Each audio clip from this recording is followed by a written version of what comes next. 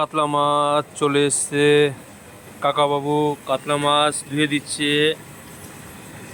এখানে 300 পিস কাতলা মাছ আছে।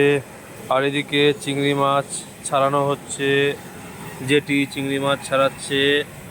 এখানে 2.5 কিলো চিংড়ি মাছ আছে।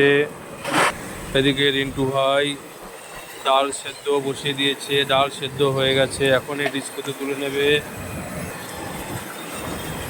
আর এদিকে মাছের মাথা ভাজা হচ্ছে। মাছের মাথার ডাল আছে আজকে।